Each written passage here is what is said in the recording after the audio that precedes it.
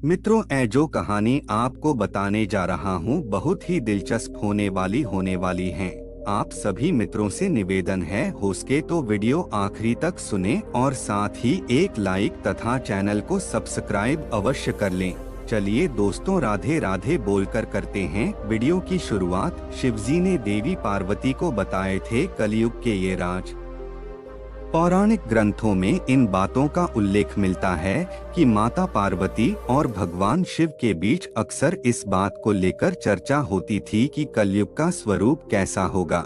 शिव पुराण के एक प्रसंग में बताया गया है कि माता पार्वती जब शिवजी से अमृतत्व का ज्ञान प्राप्त कर रही थीं, तो उनके प्राणनाथ ने उन्हें कलयुग के बारे में 5 बातें बताई थीं। आज हम आपको बताने जा रहे हैं वो 5 बातें, जिनको आप भी जानिए और यह समझने की कोशिश कीजिए कि आज के परिवेश में ये बातें कितनी सच हो रही हैं। क्या है सबसे बड़ा धर्म और सबसे बड़ा पाप? क्या है सबसे बड़ा धर्म और सबसे बड़ा पाप? माता पार्वती भगवान शिव से यह पूछती है कि आखिर मनुष्य के लिए सबसे बड़ा धर्म और सबसे बड़ा पाप क्या है।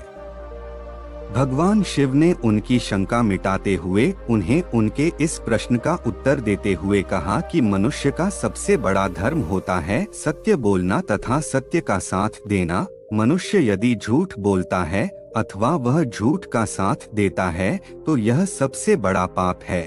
इसलिए हर मनुष्य को अपने मन, अपने काम तथा अपनी बातों से हमेशा उन व्यक्तियों को अपने जीवन में शामिल करना चाहिए जिनमें सच्चाई हो तथा हर परिस्थिति में सत्य का मार्ग अपनाना चाहिए। कुछ भी करने से पूर्व रखें इस बात का ध्यान, मनुष्य को उसके हर काम का साक्षी खुद ही बनाना चाहिए, चाहे फिर वह अच्छा कर्म हो या बुरा। मनुष्य को कभी यह नहीं सोचना चाहिए कि उसके कर्मों को कोई देख नहीं रहा।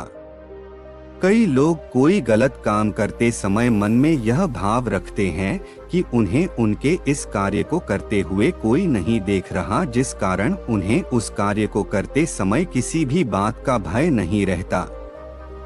परंतु वास्तविकता का उसे ज्ञान नहीं होता। अतः मनुष्य को अपने हर कर्म का साक्षी खुद ही होना चाहिए। यदि मनुष्य कोई भी पाप करने से पूर्व यह भाव अपने मन में रखेगा तो वह अपने आप को किसी भी पाप को करने से रोक लेगा। हमेशा अपने नियंत्रण में रखें ये 3 चीजें। मनुष्य को हमेशा अपनी वाणी, मन और कर्मों पर नियंत्रण रखना चाहिए, क्योंकि मनुष्य जैसा कर्म करता है उसे वैसा ही फल भोगना पड़ता है। मनुष्य को कभी भी अपने मुंह से किसी के लिए भी अपशब्द नहीं निकालने चाहिए तथा उसे अपने मन को अपने नियंत्रण में रखना चाहिए, क्योंकि यदि मनुष्य इन पर अपना काबू नहीं रख पाता तो यही अंत में मनुष्य के सर्वनाश का कारण बनते हैं। सफलता पाने के लिए रखें इस बात का ध्यान, संसार में मनुष्य को कोई न कोई वस्तु अत्यधिक प्रिय होती है या मनुष्य का उस ओर अत्यधिक लगाव हो जाता है, जिस कारण लगाव और मोह का एक जाल सा बन जाता है, जिससे बाहर निकल पाना मनुष्य के लिए असंभव हो जाता है। इससे मुक्ति पाए बिना मनुष्य कभी भी सफलता नहीं पा सकता है। भगवान शिव ने इससे बचने का एक उपाय बताया है।